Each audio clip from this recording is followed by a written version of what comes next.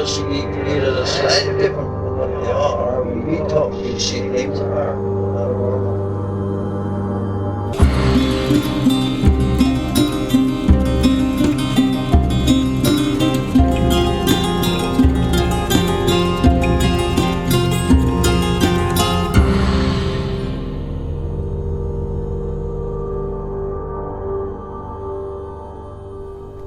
Hi, Tim. Welcome to Strange Familiars. That sounded almost sincere, Allison. I may or may not have already been on Coast to Coast AM this week. So is this a time-traveling episode? But at the time we're recording this, I have just taken a call from the producers from Coast to Coast AM. So they're going to have me on to talk about Don't Look Behind You, my most recent book, available on Amazon. Now, do they call them like some sort of bat phone? Is there a signal in the sky that has like an alien, a Sasquatch, a flannel man, and a ghost on it, and you just know who it is? When they want me, they put the flannel man signal up, and I call in. It's like the bat signal, but flatter. Just did a really weird flannel man interview. It gets to the point where I just can't listen while you're interviewing certain people. I have to tune it out. I'm usually in the room next door, and sometimes I listen, but sometimes it's like, no, I think I'm going to put my headphones on now so I have a chance at sleeping. Just too creepy. Yeah. This one specifically was very upsetting. Yeah. Precognitive stuff. Hey, but let's start talking about a happier topic. Graveyards. Graveyards. I think my foot right now is almost hitting an Oddfellows coffin that needs some repair work, and it's just been sitting in the middle of the studio for like 6 months. Because when you see a coffin on the side of the road, you say, if not us, who? If not us, then who? That is the ritual coffin in question that I dreamed about in my August de Falmouth dream. Of course, it was not in disrepair in my dream. Oh, like somebody had bothered to do something with it. That was a dream. I think it was so far back in time that it was in new condition at that point. Oh. Well, there you go. Yes. I talk about all of that cool August de Falmouth stuff on the most recent Patron episode. 2 episodes we did for patrons. That's double the pleasure. On the secret cipher of the euphonauts. So patrons You've landed on euphonauts? I'm going with euphonauts, I think, yes. Okay. I know not UFO-nauts? I was struggling there for a while. Not UFO-nauts? Not UFO-nauts. I think I'm going euphonauts. Euphonauts. That's where I've landed. Patrons got 3 episodes in February, so pays to be a patron if you like Strange Familiars. We like patrons. We absolutely do. But yes, graveyards. I'd say a good bit of our initial courting, if you can call it that, was done in graveyards. Well, having latent goth tendencies, aren't we always kind of in a graveyard? Latent goth tendencies, and in your case, a hardcore genealogy family. Yeah, we used to spend Sundays not at the church proper, but in the cemeteries. In the cemeteries. Because before the internet, like you've said before, that's how you got information. Yeah, you could go to the Mormon library, or you could go to cemeteries. And it is a lot of irrefutable primary source material. So if you're looking to start a family tree and you know someone in your family tree, you know where they're buried, a lot of times they bury relatives together. So sure, yeah.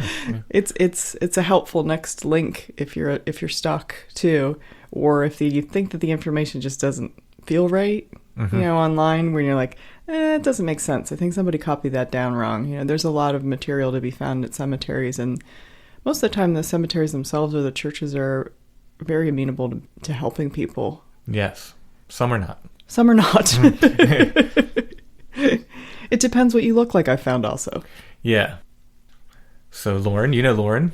Yes. We can interview Loren this episode, who is the cemetery expert beyond cemetery experts. Yeah, I think she knows cemeteries. I feel a little silly even talking about cemeteries knowing that her interview is coming up. like what do I know about Victorian iconography? You may or may not be working at a cemetery. Yeah, that's true. I mean, at bare minimum volunteering, but also perhaps working there as well. So we got a really awesome tour of a local cemetery, and they never fail. Just elicit sort of like a humility and a calm that I can only really liken it to a library, and I feel like that's what they are too. Yeah, I get that. Gardens, libraries, genealogical websites, Well, I will direct people all the way back to episode 2 if they want to hear us talk about Prospect Hill Cemetery in York and tell the story of the singing corpse that goes along with it. And we even got some weird photos that day with some kind of anomalies and stuff at the opera singer. Is she an opera singer or an actress? She was an actress at the opera. Actress at the opera house. Okay, so there's where the confusion comes in. So if you want to hear a cemetery-specific episode, check out episode 2 all the way back then. And then didn't we have an episode where we went to Ziegler's Church to talk about... We did, because of the sort of so-called headless horseman sort of ghost that's associated with that as well. Let's go to our interview with Loren, who we've known for a long, long time, a good old friend of ours, and I'm happy to have her on and talk about cemeteries, which she knows so well.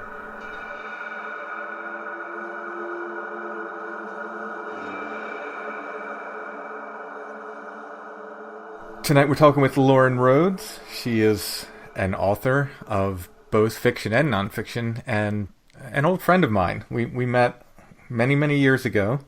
Was it at the first Tavistock Festival? Is that when we... I think it must have been, yeah. And we'd been in contact before then, though, right? Was I doing art for Morbid Curiosity already? I think I knew you when Mason was doing the cassette exchanges. Okay. I think it goes back that far. Oh, okay. All right. So that's... I used to run... Before I ran a record label, before I did a podcast, I did a little cassette tape label, and Lauren's husband and I had traded tapes and music and so forth way back. I think probably starting maybe as early as the very late 80s. Certainly by the early 90s we were in contact. Yeah, it was probably while we were still in Michigan. Wow. That's It was a long time ago. Yeah, we've put some tracks behind us. And Loren used to edit a publication called Morbid Curiosity. How many issues had you done? There were 10 over 10 years. Okay. Which was one of my favorite publications of all time, and I know Allison really loved it too. I think that still remains one of her favorite publications.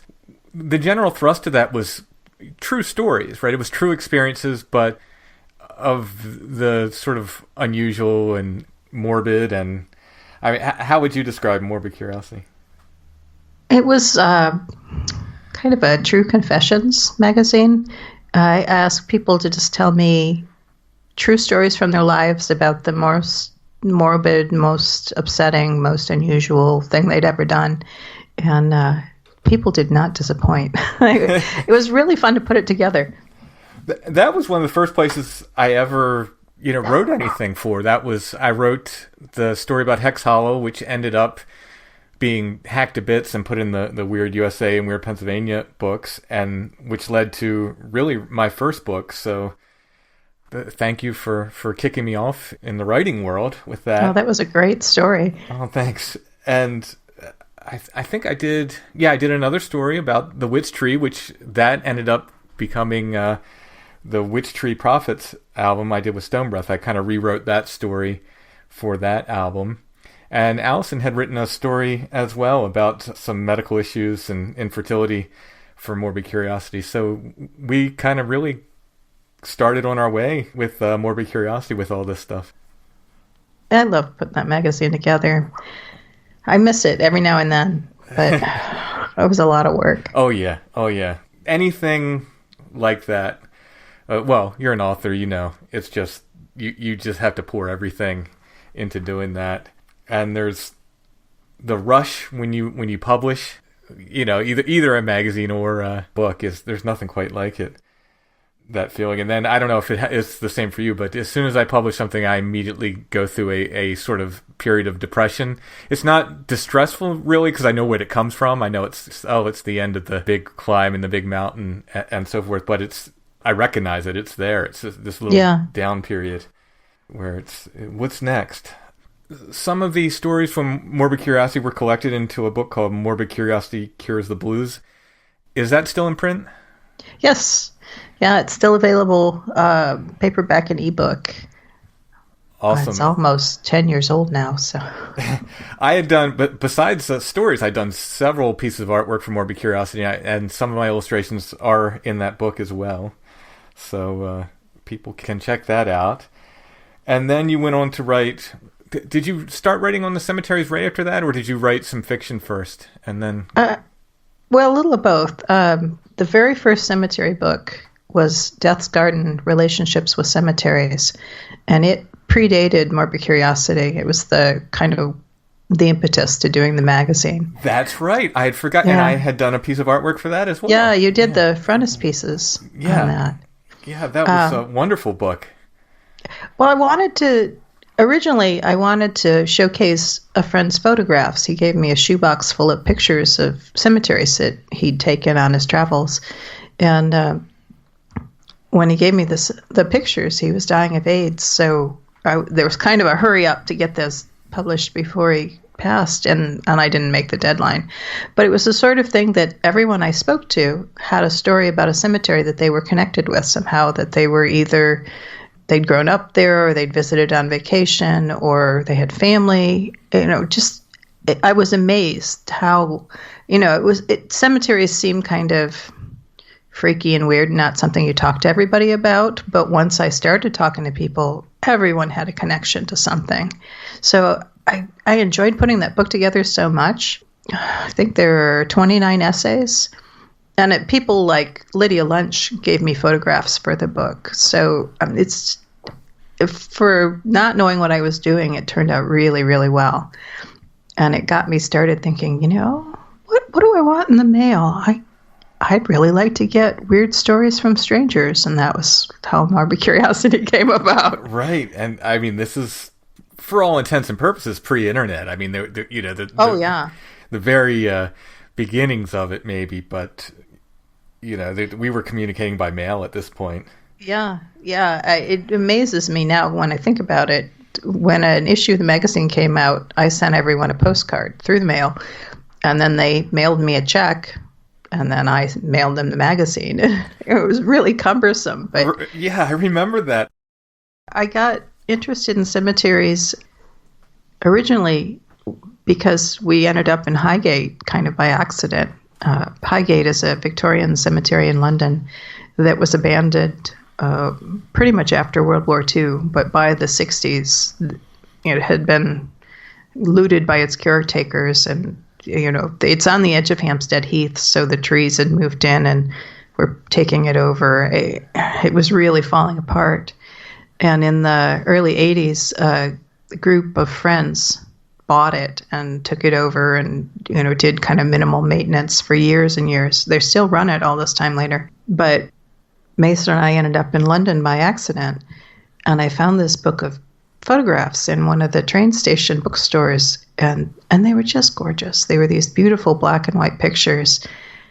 And we got to talking. We didn't intend to be in London. We didn't have a guidebook. We didn't have any kind of plans. And Mason said, he'd rather go see this cemetery than to go see the Tower of London. So that's what we did the last day of our trip. We hauled up there. It's on a hill overlooking kind of London, the River Plain anyways.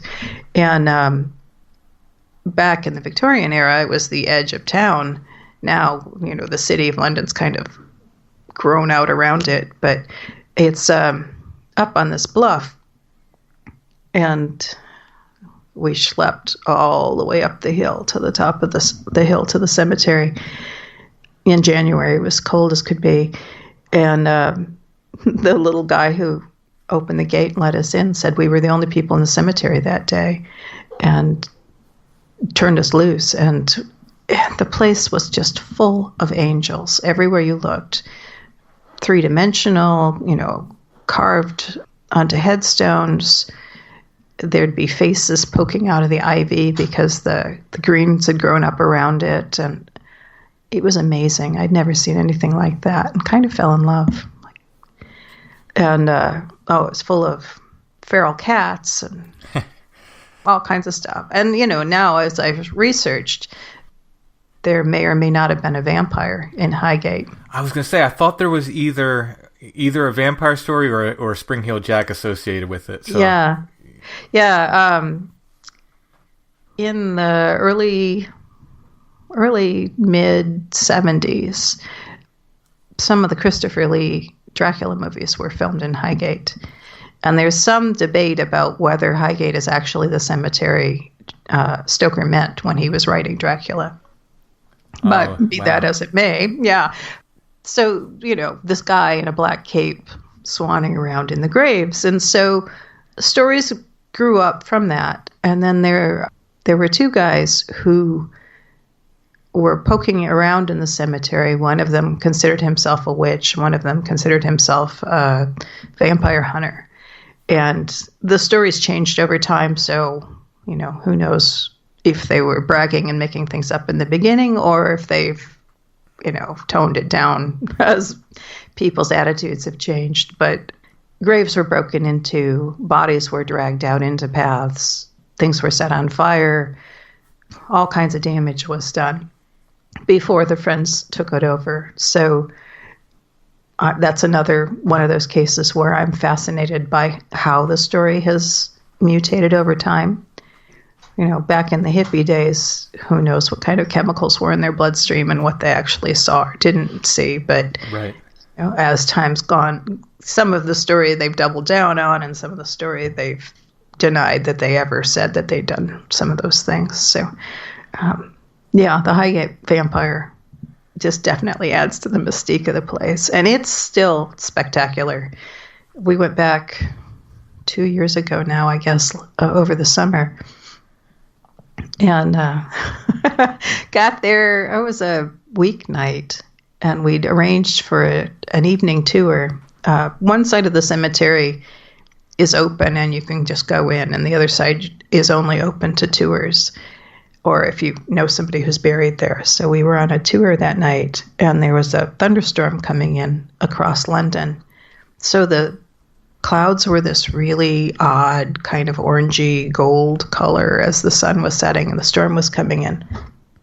And there were, flashes of lightning and rumbles of thunder and all of that. And I'm standing there with my umbrella on the highest place in London thinking, this is probably how I buy it.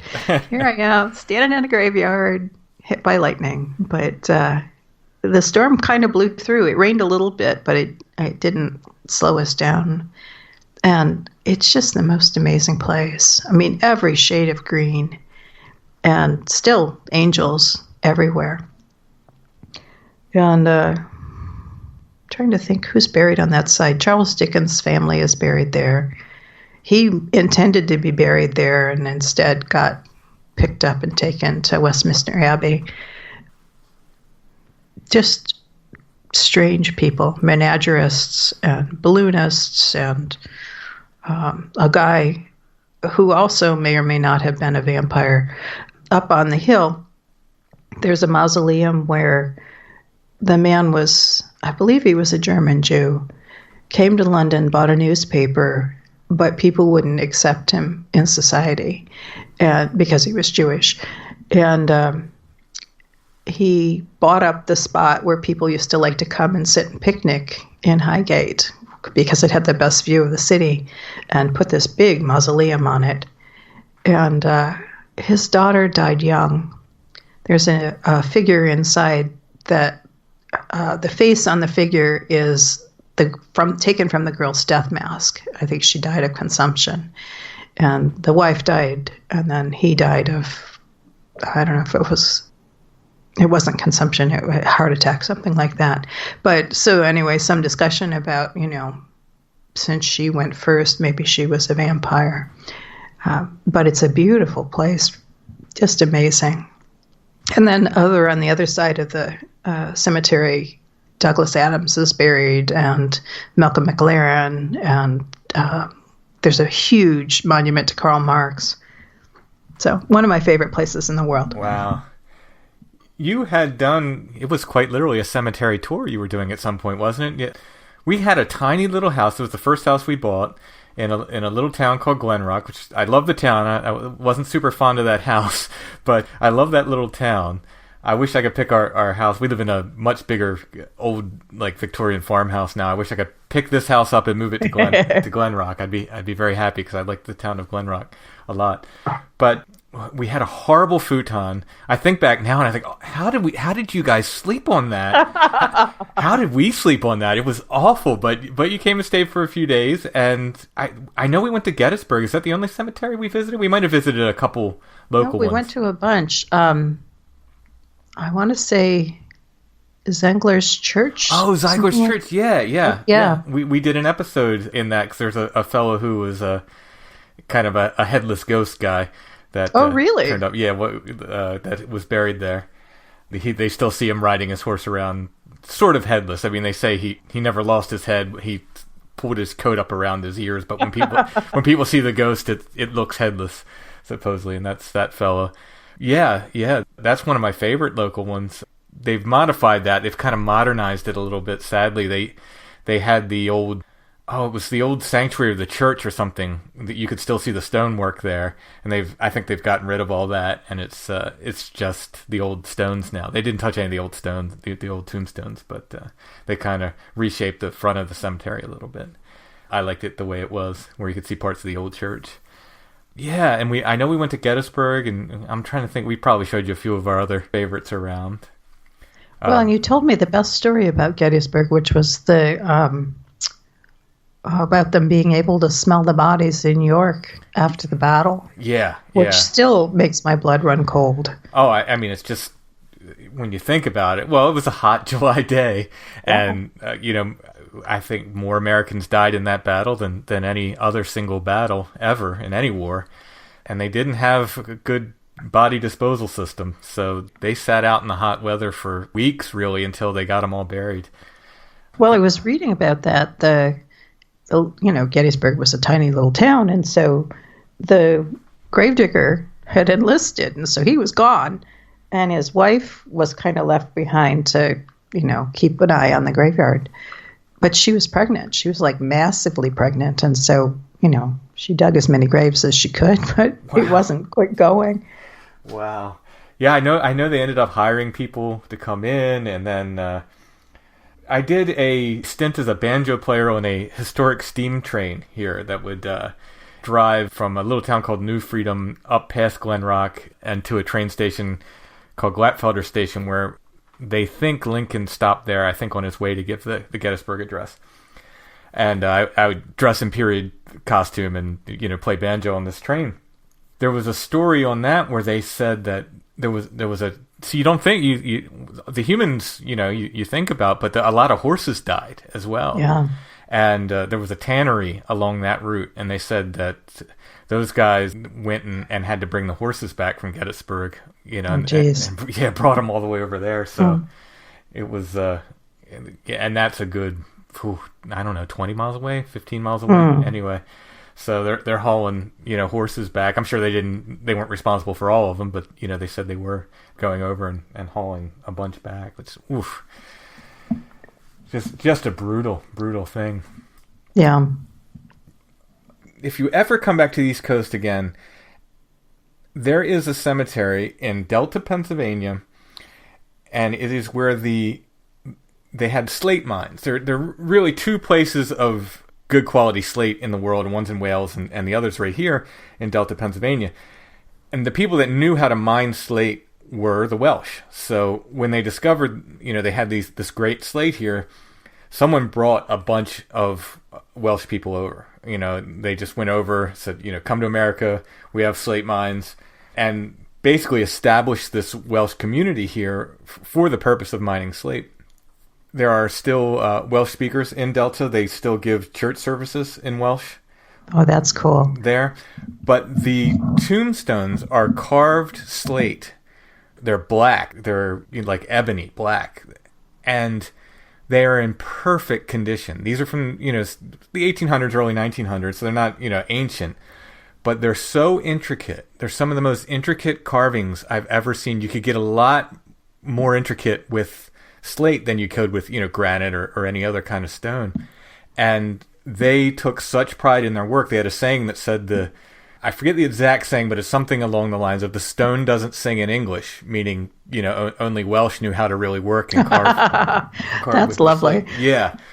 Yeah, and these stones are so beautiful. They're just so intricate. I was at the Historical Society down there doing research for something else, and there's a really, really nice lady who works there, and she says, "Have you seen the Welsh tombstones?" I said, "No, where are they?" And she said, "Oh, they're over in Slateville," and she made it sound like it was 10 miles away or more. It was about a mile, maybe 2 miles away from the Historical Society. So I went, that day, I think I went and looked at them. And at some point, I'm going to get a good camera and just document all of these. Thankfully, my best friend speaks and reads Welsh, so he can actually translate the epitaphs and so forth for me. But they all need to be documented. They're the most beautiful tombstones that I've seen, like, really in Pennsylvania. Just really, really intricate carvings, floral designs, and just incredible. So if you ever come again, we will go there because it's quite something to see. It sounds amazing. Yeah. The slate just lasts really well. I don't know what it is. We have a slate roof on our house, and when we moved in, we did a lot of work, and the place, it's a real old place, and we're doing a lot of drywall work and so forth, and we had a guy come and check the slate roof, and this guy was super obsessive about slate. He told me more about slate than I'd ever want to know. And he said, that roof will last forever. He said, that's good Delta slate. You don't have to worry about that. And so I guess it's the same with these tombstones. They look brand new. They look like they were carved yesterday. That is really cool. Yeah, it's pretty amazing. So what was your next cemetery book? So we'll kind of skip around. We'll talk about, we'll give a list of all your books at the end. But okay. Since we're talking about cemeteries, we'll go to your next cemetery book. Well, the first one that was all mine was called Wish You Were Here, Adventures in Cemetery Travel. And it's kind of a memoir of my life discovering cemeteries. I assumed that you put somebody in the ground and the cemetery was there forever and it didn't change, and people were respectful toward it, and Highgate was a good place to start. That no, that's not the case at all. Cemeteries are only valued as long as people have a connection to them, and if the families move away or die out, they're not there to take care of the graves. All it takes is a windstorm to bring a tree down, or ice, or an earthquake, or a forest fire, or something like that, or high school kid with a baseball bat, and irreparable damage is done. And it's so expensive to repair things that they just aren't ever repaired. So once a gravestone or a mausoleum or whatever is broken, it's cheaper to take it down, and then it vanishes from the record. So Wish You Were Here is kind of my adventures traveling, everywhere. Our story about Gettysburg is in that book. And Mason and I did a trip at one point where I had been writing a column, for 4 years or something like that, for GothicNet about cemeteries as travel destinations. But there were a lot of places that I felt like I hadn't seen, and they were historically important, and I had to. So we flew into Boston, rented a car, drove up to Rhode Island, and then through New York, and we went up to Sleepy Hollow, came over to Pennsylvania and saw Gettysburg and Laurel Hill and Philadelphia, and ended up back in Boston. But it was amazing. It was 17 graveyards in 11 days. And, that wasn't even every graveyard we passed. We just got kind of snobbish toward the end. Well, that one looks like it's 20th century. We're not going to bother to go in there. But the little cemetery in Glen Rock was really charming. It was like high up on this hill. It was another time that we were there, and there was a thunderstorm coming in, and I was thinking, I'd put that out of my head. That's a wonderful little cemetery. Yeah. And it's the highest point in town. Well, it had this great grave. I don't know if the guy was like chief of police or what, but his badges were inset in the tombstone, and I'd never seen that anywhere else. And there were all these stones that they were granite, but they'd been colorized, and so there'd be grapes, and the grapes on the gravestone would be purple, and just beautiful. So I have to get over my snobby attitude. There's beauty pretty much everywhere you go. You just have to look for it. But yeah, it's been a big adventure because I stumbled into Highgate by accident, and at this point now I go someplace and I'm like, well, I wonder if they have a graveyard. My mom took me up to Niagara Falls a couple of years ago, and we were having lunch in some tourist restaurant and started asking the waitress, is there a graveyard here in town that's historic? And she didn't know, but she'd go ask in the kitchen. And so, when a cook came out, and he's like, oh, if you go up the hill, there's a graveyard that was Battle of 1812 battleground. And it happened to be on the way back to our hotel, so my parents dropped me off, and they went back to the hotel with my daughter, and everybody got in the pool, and I poked around the graveyard. But, it was this really charming little place, and in the heart of it was a monument to the soldiers who were killed right there. The church that stands on that ground was there in 1812. And because it was the high ground, that's where the Americans attacked. And the Americans don't actually admit that they lost that battle, but they withdrew from the field and eventually withdrew from Canada. But it's kind of the farthest north that America got during the War of 1812. And there are ghost stories about some of those soldiers still roaming around trying to, gather up all their bits. And I didn't have anything spooky happen to me because it was in the middle of a summer afternoon. But also in that graveyard, there were monuments to a couple of people who'd gone over the falls, intentionally or not. Oh, wow. Yeah, and one of them was a daredevil who'd been over the falls a couple of times. And, it was just, I would have never found that place, but I had the best afternoon poking around in there. Then I got home and was looking at all the, YouTube videos and EVPs and ghost hunter stuff. Right. But I didn't see any of that during the day. So have you had any, truly spooky experiences? Yeah, there's a cemetery in Chicago called Rose Hill that it was very strange. The people in the office weren't welcoming, which is not my experience for the most part everywhere I've gone. If you go in the office and ask some questions, they're really glad to have you come and talk about their graveyards. So this one was not welcoming, and we poked around. It was, I want to say April or something like that. The trees hadn't leafed out yet, and it was nice in the sun, but every now and then the cold breeze would blow through. And so there's a chapel toward the back that I had heard was haunted, and we found it. It's only open, I think, twice a year or something like that. It's only open on tours, and so it was locked up while we were there. But we were walking around and looking, through the windows as well as we could, and there were staircases from ground level down to what would be the crypt of this chapel. And as I walked up to one, this cardinal came flapping up out of this staircase, just about hit me in the face, and then went off. And I couldn't see it. It happened so fast, and it was so close to me. It was just this brilliant flash of, blood red flying up at me.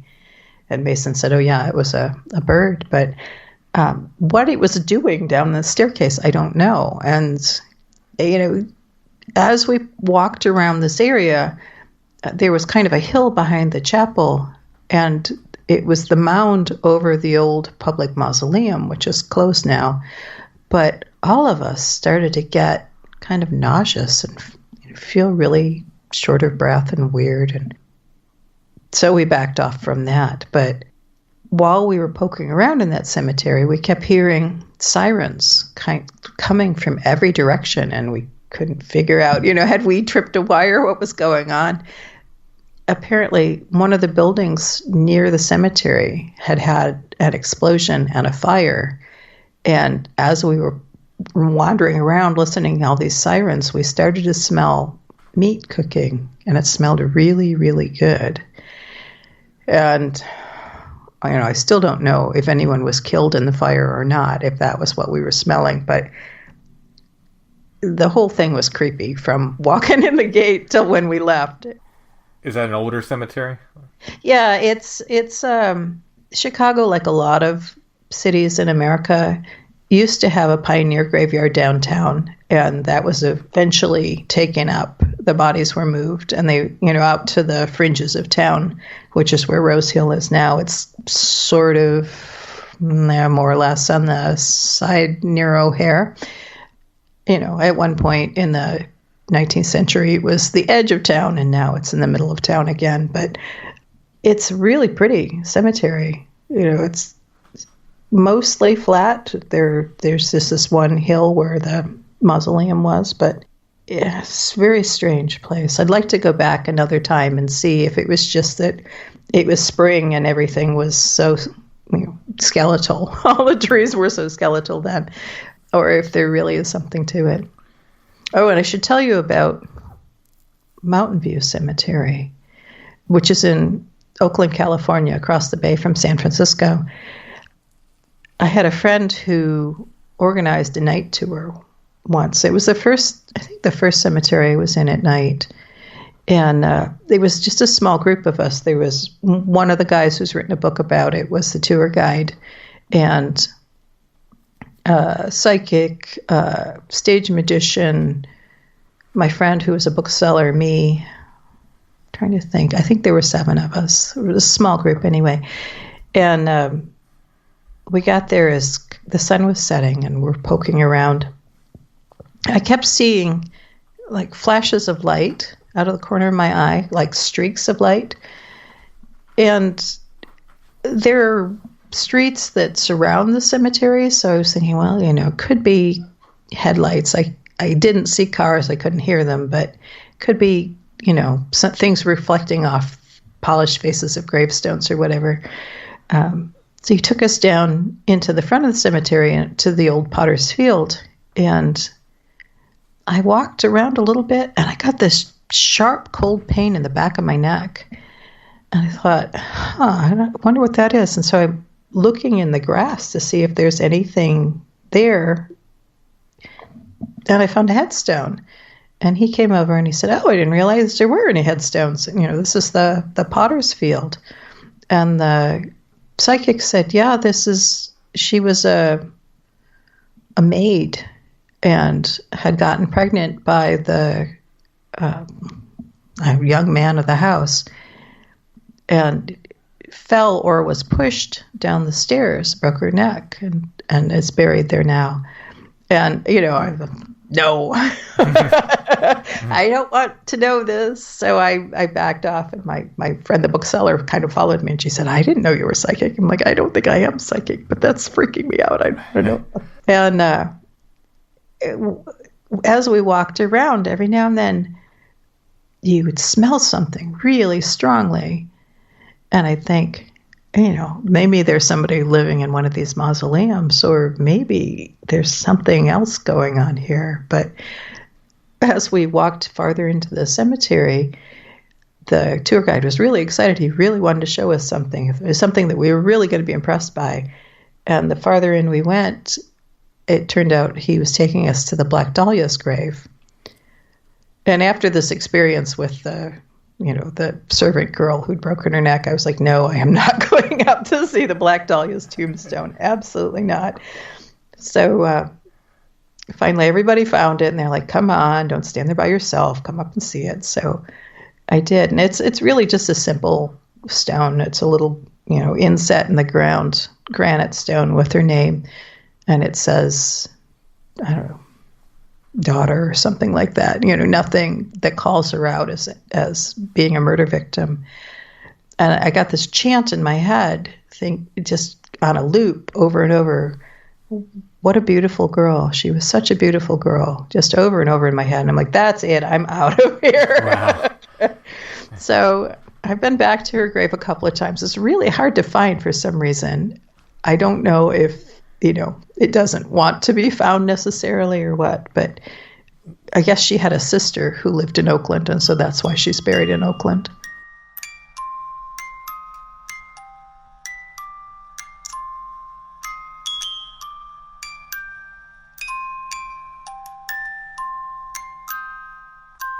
Strange Familiars is brought to you by our patrons.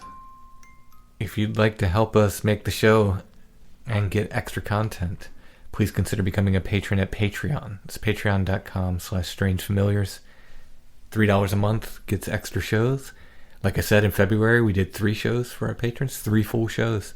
I think that will continue. Yeah, we'll do it when we can, but we've been doing 2 shows a month. We promise at least 1 full patron show a month.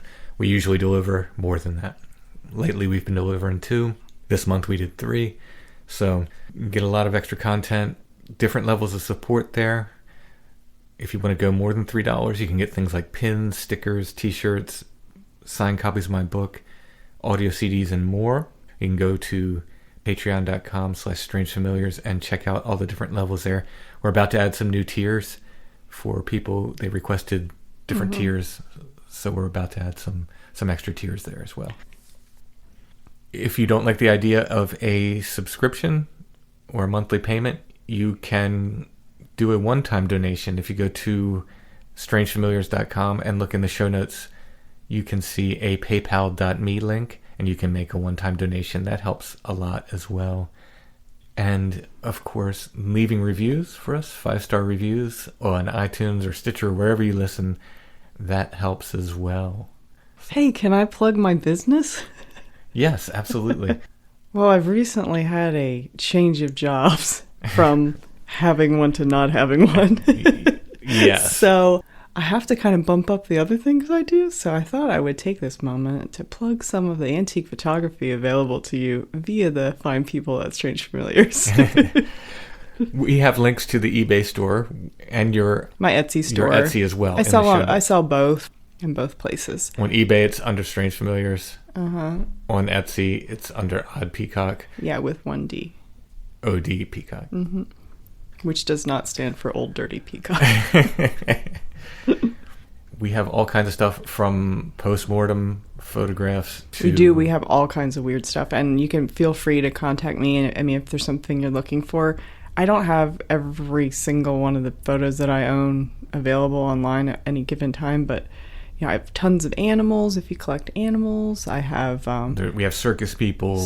We have musicians, old banjo players. We've got creepy clowns. Mm-hmm. We've got all kinds of stuff. Specific ethnicities. So if you want to collect people that, resemble your family. I can also do family trees for people. If you're looking for just a basic family tree, you can contact me and I can give you some prices based on how much time it might take to develop that. Genealogy work. Mm-hmm. You can contact Allison through the Strange Familiars website. I will forward any emails to her. Just put Allison in the subject or something. And now we'll get back to our interview with Loren. Talk some more cemeteries.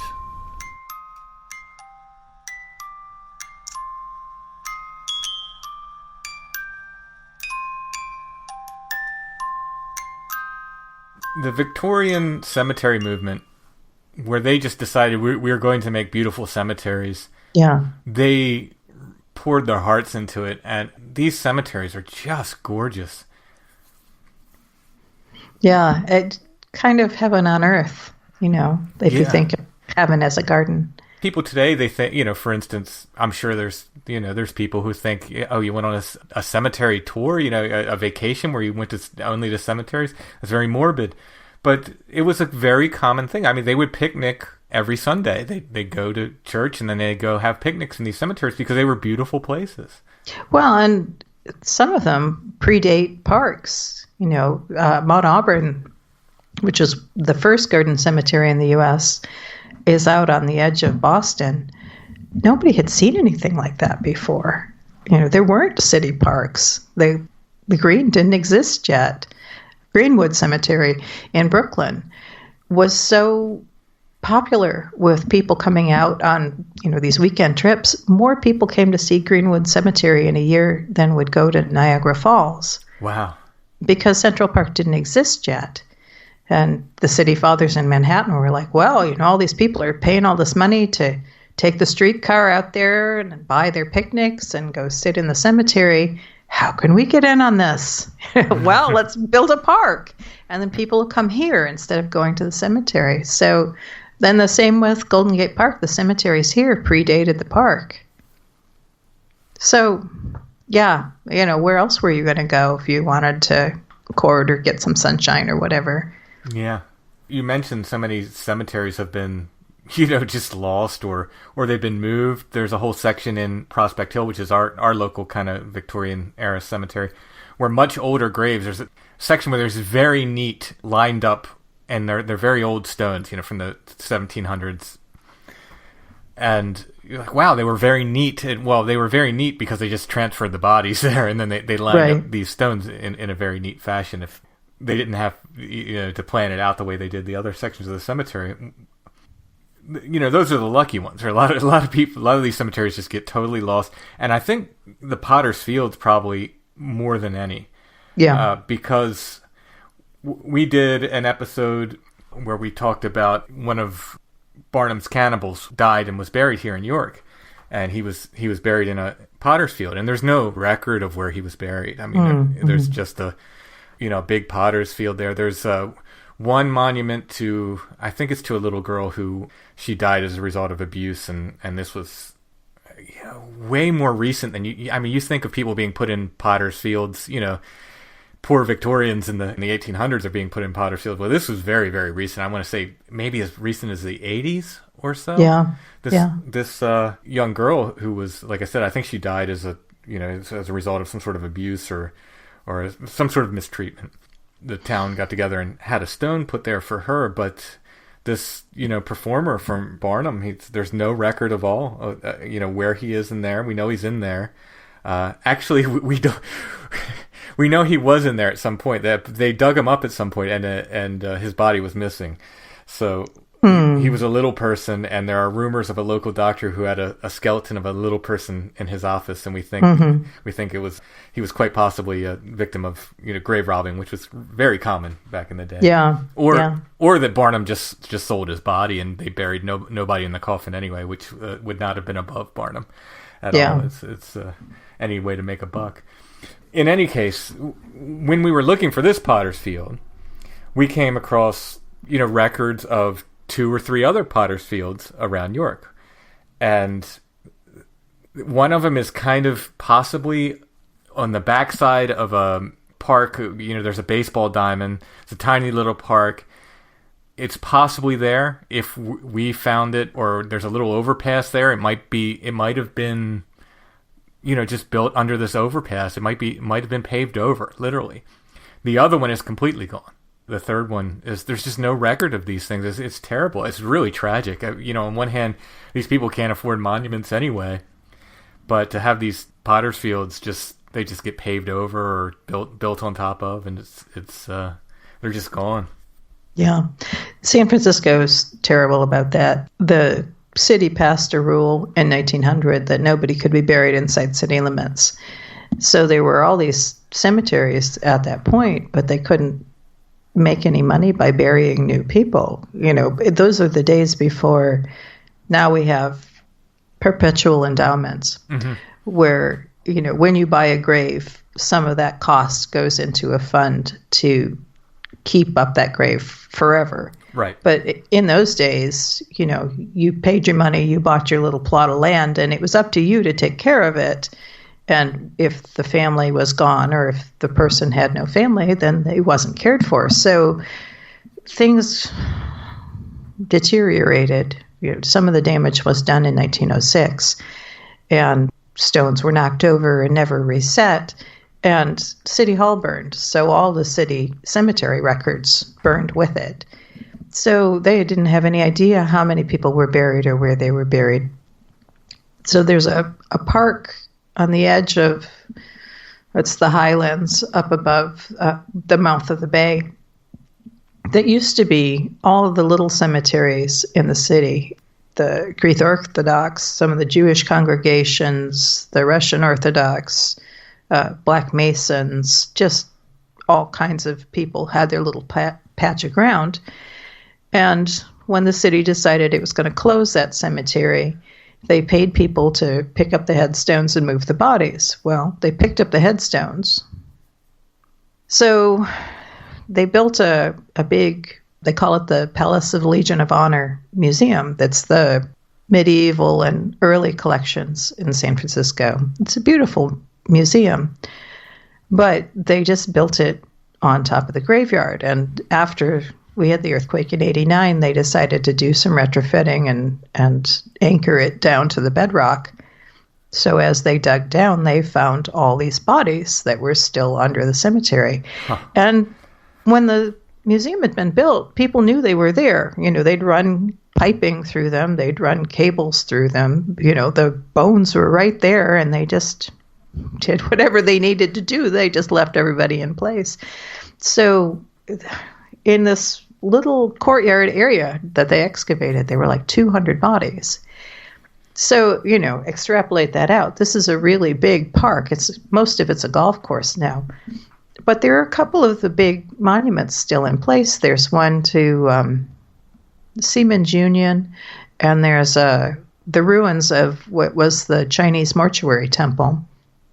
So, you know, back in the rough, there are still bits of headstone. And apparently when it rains, sometimes the bones work their way out of the sod because people weren't buried all that deeply. And it just amazes me that this is here, you know, that the guys that did the work got away with it. You know, they moved the stones, they were paid for them. And the breakwater out at Ocean Beach is built on headstones. Then there are times of the year where, you know, when a storm comes in, it pulls the sand off the beach, and you can walk around out there and kind of feel the stones shifting under your feet. It's a really queasy kind of sensation. And every now and then the sand will uncover one, and people in San Francisco are so transient that, you know, they're always amazed. Oh my God, there's a headstone here. How did this wash up? No, it's been there. They just, you know, the sand's gotten washed away. And one of the parks it's on Haight Street up above, it's on a hill up above Haight Street, I should say. The gutters are all lined with headstones. And when they clear them out a couple of times a year, you can walk around and read the epitaphs. Oh, you know, wow. The stones were supposed to be placed face down, so you can't read the epitaphs, but not all of them are. And so, you know, this was from one of the graveyards. When they demolished it, they just, you know, they had this nice marble stone. They might as well reuse it. So, yeah, it strikes me as really strange that the people in the past were like, yeah, whatever, dig them up, let's move them, you know, build houses there. I don't know. Did you see the story a couple of years ago about the little girl whose body they found? Where was this? Here in San Francisco. I'm not sure that I did. Yeah, somebody was doing a little gardening in their backyard and dug down not very deep and found this iron coffin. And it was, it had a viewing window in it. And it was sealed so well that the little girl was still completely visible inside. Oh, wow. Yeah, and there was, you know, it was like a hot potato. The woman called the city and said, I just found a coffin in my backyard. And the city said, what do you want us to do about it? You know, she's been dead a long time. She's, you know, we don't need to get the coroner out here to investigate or anything like that. So it took a while to find the right person to finally say, okay, you know, we'll buy her a grave. South of town, there's a little town that has 17 graveyards. It was set up as the town where people from San Francisco could be buried. So there are more dead people in Colma than there are living people, like, you know, by a factor of 10. There's over 1 million dead people and 1,000 living people in this town. So they got a gravesite for this little girl and reburied her. And somebody got on the case and did a bunch of genealogical research and was able to put a name to her. And finally, she's been identified, and she has a stone with her name on it. But Oh, wow. there's just pretty much in San Francisco, every time they build some sort of civic thing, they find bodies, because even though San Francisco is a relatively young city compared to, cities on the East Coast or cities in Europe, the records were all destroyed. So who Right. knows where there are bodies. Yeah, and I mean, before there were these huge Victorian cemeteries, it wasn't unusual for people to have family plots. Yeah. Out back, there are still several around here. You can drive past a farm and see a little family plot there where people were buried. Well, it made sense. It was a long way to go to town. Why would you want to have your dead that far away? And put them on the property where you could visit them and take care of their graves. Sure, yeah. When they redid the old public library a couple of years ago, they redid it as the Asian Art Museum. And it's on old cemetery land, too. The whole Civic Center area here in San Francisco used to be a cemetery just post-Gold Rush. I think it was finally demolished in the 1870s. So, not that old in the scope of things, but it was sand dunes. So they kind of combed through it a little bit, but they didn't dig down too deep. And when they were redoing this museum, they found all these bodies. And, Asian culture is sensitive to having dead people around, right? So some of them they could identify as, it has a crucifix. It must have been Catholic. It should go to the Catholic cemetery. But some of them seem to be Native American. And the deal with the tribes out here is they want their bodies left where they're found. They don't want them moved. They don't want them messed with. Put them back where you got them. So they had to work out a thing, get all the cultures together and make sure everybody's respecting everybody else's beliefs. But the Chinese culture needed to have an exorcist come out and do a couple of spells and make sure everything was cool. All the ghosts were happy. And then they opened the museum and it's been fine. But, that was fascinating to me. Because, I assume the respectful thing is to take those bodies and put them someplace in a dedicated space. But no, some cultures would much rather have them just not messed with, leave them where they are. Wow. Yeah. I know in Baltimore and Philadelphia there's been cases where there's been flooding and bodies have been visible in recent years. I mean, that can't be helped, but, it is this thing where it's, we've only been here however many, few hundred years, but that's a lot of dead people. Yeah. Yeah, they stack up. Yeah, exactly. Whereas some of the research we've done on a very wealthy family of photographers, well, they were one time very wealthy, and they bought a large plot, and, we found their plot with ease in the cemetery in York, and we just could not find the last couple brothers in this family who died. We couldn't find them anywhere. We ended up going to the office and, asking, like, can you help? Where are these? They're supposed to be in here somewhere. Where are these guys? And what it was is the family ran out of money. They ran out of money, so they're buried there in the family plot, but their names... But their graves aren't marked. Yeah, their names just aren't carved with the other names. They just ran out of money to hire someone to enter their names on the stones as well. There's many, many reasons that people go missing. How many graveyard books have you written?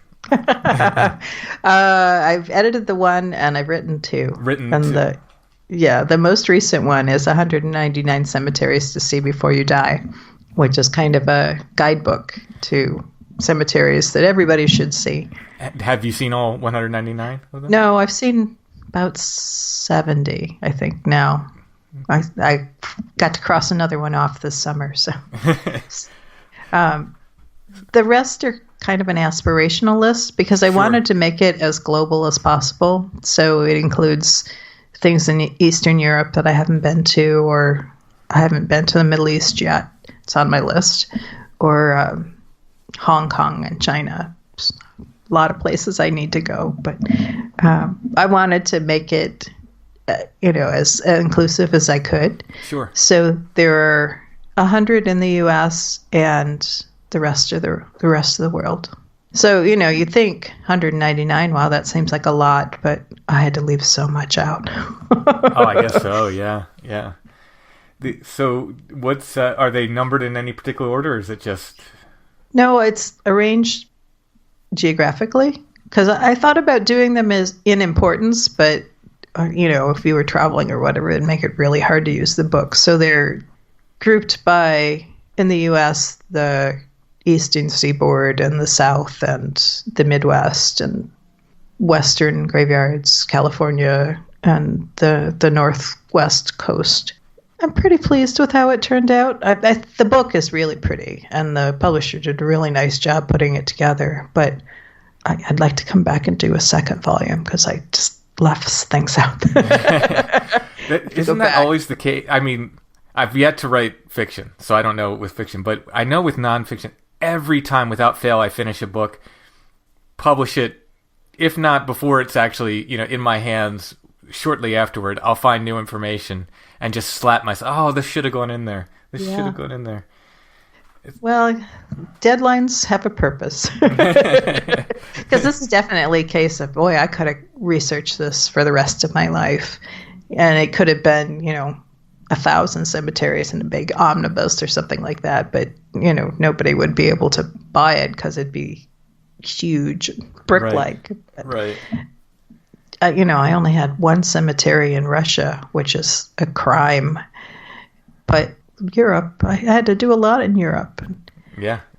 Italy and France have this rich cemetery history that really had to be delved into. So I'm going to guess in the way that you talked about it in such glowing terms that Highgate is your favorite? Oh, yeah, it's kind of like picking my favorite child. Yeah, I understand. But yeah, Highgate is really special to me just because it was the first and because its history is so interesting, between the vampire hunters and the famous people and everything else. But I grew up outside of Flint, Michigan, and there's a cemetery in Flint that has just this amazing sculpture collection.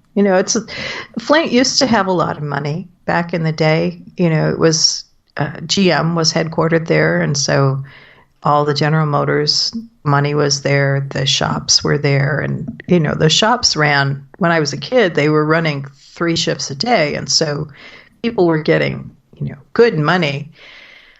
And as I grew up into high school and all of that, the shops were closing and moving to Mexico or wherever, and GM was pulling out of Flint, and it was kind of the start of a long, slow slide, so that now, if living in the city of Flint, you can't drink the water, it's still toxic. But there's pockets of, kind of symbols of what the city used to be, and the cemetery is amazing. It's got this Crack the Whip sculpture where I think it's 7 kids holding hands running in a circle, and it's really detailed. Each kid is individual.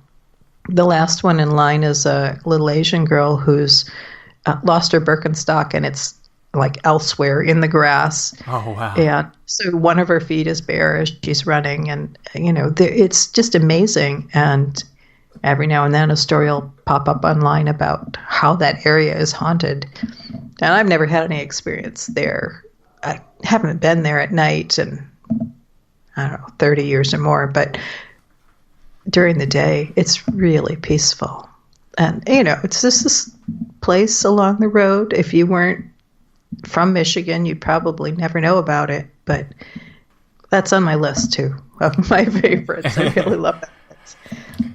Would I be putting you on the spot if I just say, let's pick a cemetery from each region, like say New England, and you just choose one that people should go see?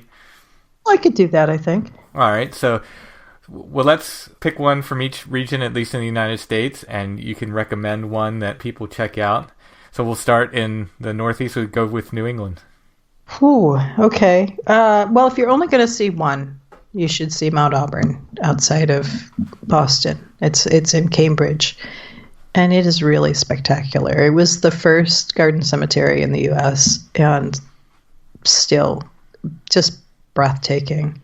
It's built on hills, and there are lakes, and all these trees. The people who founded it were the Horticultural Society of Massachusetts, and so it was designed from the start to be a garden, just spectacularly beautiful.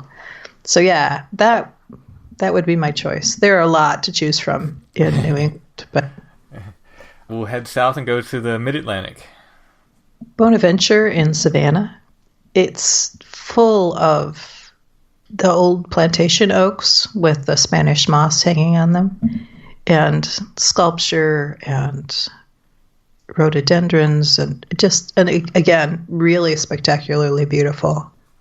So let's go, and we're just doing general regions. So let's just do general, say the South, anywhere from Florida over to Texas. Well, one of the ones I'd like to see is the Huguenot Cemetery in St. Augustine. They had it's fragile and it's really old. It dates to the American, I don't want to say occupation, the American taking over of Florida. So it doesn't date back to the Spanish era, but some of the people buried there are still from the Spanish era. So there's a priest whose name I'm totally blanking on, who was Irish, but he's buried under a Spanish name because when he was working with the Spanish Catholics, he adopted a Spanish name. But it sounds like an amazing place. And it was damaged last year when the hurricane hit. I haven't heard how it got through the hurricanes this year, but some of the trees, there's these huge 200-year-old trees came down and, fell across the fragile old stones. And so it was a pretty fragile place to begin with, but now it's even more endangered. And so it's one of those places that when it's open as a fundraiser. And so I would really like to see that. I think people should support those things. Sure. Again, let's get down. So if you get the opportunity to save history like that. Do you know how the cemeteries in New Orleans fared after Katrina?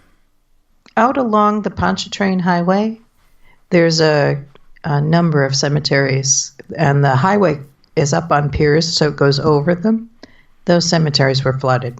So Metairie and Green Lawn and the Masonic Cemetery, the Oddfellow Cemetery, all of those were totally underwater. And I was there, 5 or 6 years ago. You could still see the high water line on some of those monuments. Mm. Yeah. So it was lucky that when the water came in, it didn't move around too much and it kind of cushioned the stones. But yeah, that was amazing, the amount of damage that could do. Some of those mausoleums are iron, and if they'd been whitewashed, then they did okay. But some of them, the whitewash had flaked off, and so the irons rusted, and a lot of damage was done. Wow. Back to our list, the Midwest. In the Midwest, I was in Lakeview Cemetery in Cleveland a couple of years ago in the autumn, and it is really spectacular. It's it's built on a hill looking out toward the lake, and Garfield is buried there in just this amazing monument. It's like 3 stories tall. It's got a statue of him inside. He was assassinated, and so he was a native son of Ohio. And there's this spectacular monument to him. And it also has a chapel that was designed by Louis Comfort Timpany. And it was the first place in Cleveland that was electrified, because after Tiffany had designed the place and painted the murals and all of that, he didn't want candle smoke defacing his artwork. And so he called his friend Edison and said, "Hey, can you run some electric lights in here so my work is protected?" Wow. And yeah, it's really beautiful. So, it's just an amazing place. There's all these, different stories, different monuments. There's a angel on one of the graves that the way the bronze is weathered over the years, it looks like she's weeping. Just an amazing place. And I was there in November, and the leaves were all drifting, and it was kicking around through the leaves. It looked like everything had been gilded. It was so beautiful. All right, so moving onward, we'll go to the northwest. The northwest. I'd have to say another Lakeview in Seattle. It's up on a hill, and you can see water, I think, on 3 sides. Bruce Lee is buried there. And I think at the time, he was the first Chinese American buried in the cemetery. But he's up toward the crest of the hill, and he has a really beautiful gravestone. And now Brandon is buried there beside him, and they have a view. The feng shui is really good. They have a view of the water and the mountains and all of that. And all kinds of history buried there. The daughter of the chief for whom Seattle was named is buried there. And pioneers and just everybody who was anybody in Seattle is buried in that cemetery. So I was there on a tour, and it was fascinating, just the stories they could tell. And I guess we'd go to the southwest to round it out. Southwest. That's the area that I haven't really poked around in enough yet. I need an adventure, but I guess I would say Manzanar. Do we consider Southern California Southwest? Sure. Yeah, sure. Manzanar was a concentration camp during World War II where the Japanese were interned. And most of 90% of the Japanese that were imprisoned during World War II were American citizens. They were either naturalized immigrants, they'd gotten their green cards, or they were born in this country. But it didn't matter. After Pearl Harbor was bombed, there was some concern that because they looked different, because they came from a different culture, however many generations back, the Japanese might be spies. So they were rounded up by order of Franklin Roosevelt, and they were put in these camps. Manzanar is in the desert. It's like 200 miles outside of LA. And it's just the most brutal place. There's no water. It's all dusty, terribly hot in the summer, terribly cold in the winter. But the Japanese managed to build themselves a Japanese garden, and they call it a soul consoling tower, a monument to mark the graveyard. And I think there are 10 people still buried there all these years later. Most people, when they left, their family members had been cremated and they took the ashes with them. But some of the people buried in the cemetery didn't have family, or for whatever reason were left behind. And so most of the camp has been leveled. You could see outlines of where the buildings stood. You can see where the garden used to be, but the cemetery is still intact.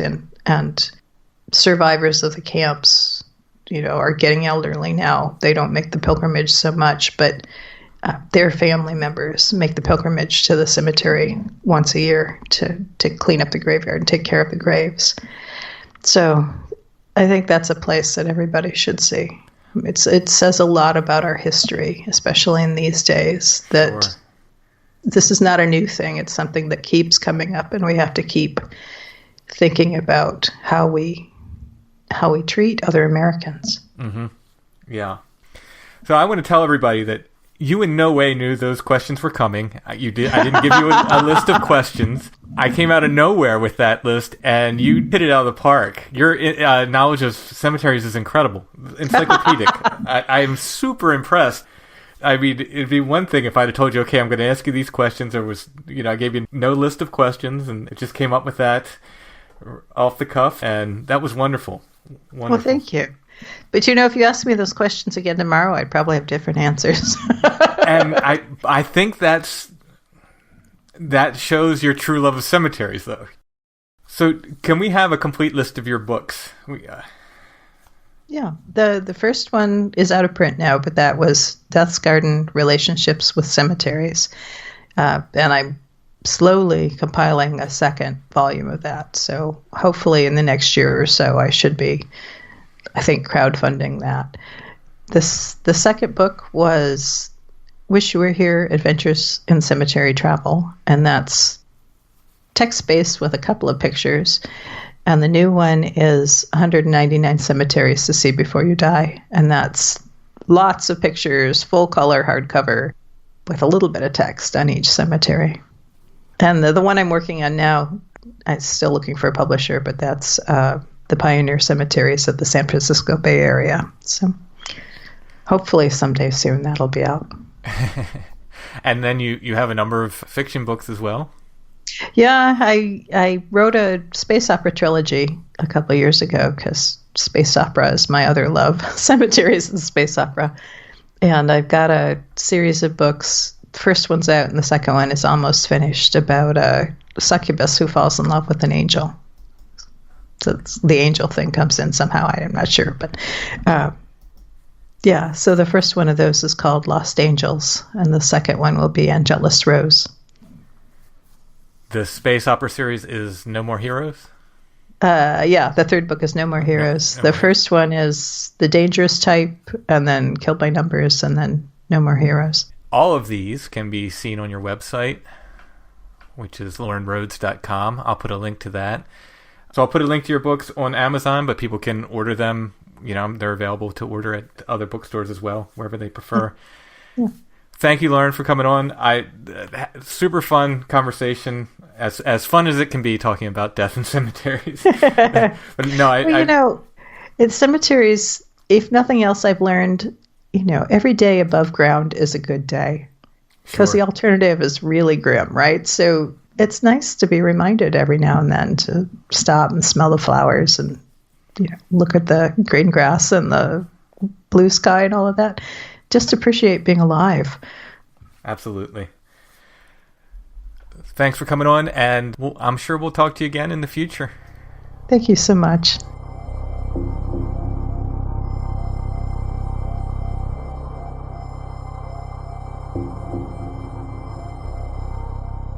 It was almost more difficult to interview someone I knew for so long. I mean, we talked as, friends for a long time, both before and after the actual interview, and that was fine. And then when it came to the interview, it was almost like an odd formality that you're not used to. I think that was it. Yeah, I think that was it. Loren's been wonderful. And like I said, she got me started really in my writing career by having me write stuff for Morbid Curiosity. Yeah, she's always been very generous in that way and just letting people tell their stories. That's what I really loved about Morbid Curiosity magazine. It was just, everybody's got a story, whether it's a strange story in this way or whether it's a strange story about someone they knew or it's a strange experience. Everybody's got strangeness. Oh, yeah. Yeah. Like I said, it's just a matter of getting people talking usually. Yep. And they'll talk to you. It was great to interview her, though. I was happy to have her on the show. So thank you, Loren. And we will be back next week with more Strange Familiars.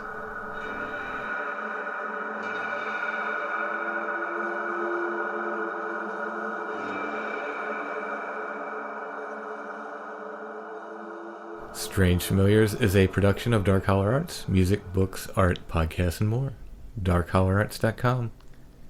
Intro and background music is by Stone Breath? By Stone Breath. You can find more. The house band of Strange Familiars. It is, whether you like it or not. Royalty free since 93. Royalty free for us. Yeah, for us. Although there was another paranormal podcast that TJ pointed me to that used my music. Did they ask? As the intro and outro. They did not ask. And they didn't even mention Strange Familiars. They just used my song, and they did link to my Bandcamp. That's nice. Yes, it's fine. If they asked, I would have said yes, so it's fine. Yeah. It's fine that they did that. But I was like, did they do this because they thought, oh, this is the music you use on paranormal podcasts, because they heard it on Strange Familiars and assume that this guy whose music they use on Strange Familiars is just cool with them with being on paranormal podcasts? Or did they make the connection that it was me and Strange Familiars? I don't know that I immediately would do that. Yeah, it was an odd thing, but I'm fine. Like I said, I would have told him yes anyway if he asked, so it's fine. They put the link to the Bandcamp, but I that was surprising to me. I was like, oh, okay, cool. stonebreath.bandcamp.com for more Stone Breath. If you are on Facebook, Strange Familiars is on Facebook. Facebook.com/Strange Familiars. And there's the Strange Familiars Gathering group on there as well.